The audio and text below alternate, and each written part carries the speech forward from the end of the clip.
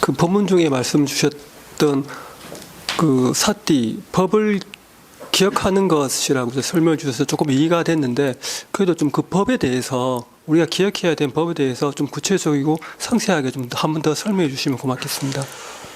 사실 법문하는 거 다 이제 기억해야 되는 거죠. 그러니까 우리가 개정회를 다 기억해야 되는 겁니다. 개에 있어서 우리가 뭐 살도망자잖아요. 5개 가장 기초적인 거. 이런 것들도 잘 기억해서 일상에 실천하려고 하는 것. 우리가 잊어버릴 때가 있잖아요. 그런 거 잘 실천하려고. 그럴 때 기억하고 있으면, 아, 이거는 내가 좋지 않은 행동이구나. 부처님이 버리라는 행동이구나. 거짓말하면, 아, 이것들 버려야 되는구나. 때로는 마음을 너그럽게 하고 보시를 하는 것들을 내가 기억을 하고, 아, 이거 실천해야 되겠구나. 알고 있는 거죠. 때로는 처음 배운 거 있잖아요. 아, 과거와 미래라는 게 실체가 없는 것인데, 끊임없이 과거와 미래로 달려가는 건 이런 것들도 기억하고 있는 거죠. 생각도 실체가 없는 것인데, 생각뿐만 아니라 내 몸도 실체가 없는 것인데, 이런 법들도 사실 기억하고 있는 거죠.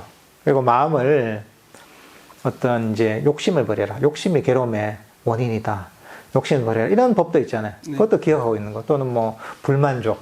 그러니까 사실 이런 법들을 단순하게 이론이 아니라 기억하고 있으면서 활용을 할 수가 있어야 되는 거거든요.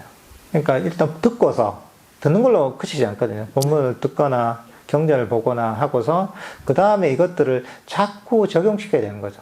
듣고 적용시키다 보면 내가 더 이제 몸으로, 내 마음으로 깊이 기억이 되거든요. 네.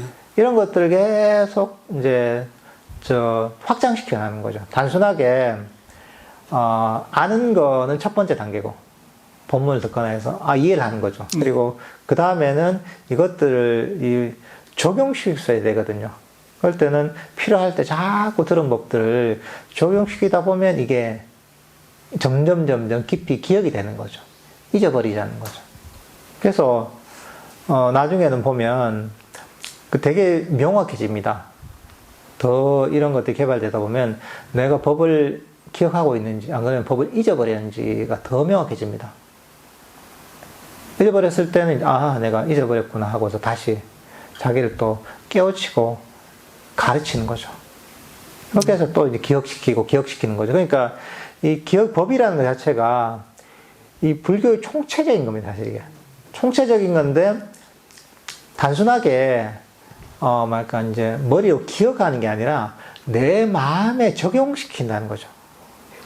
내 마음에 적용시킬 가르침들을 기억하고 이것들을 필요할 때마다 자꾸 적용시키는 거죠.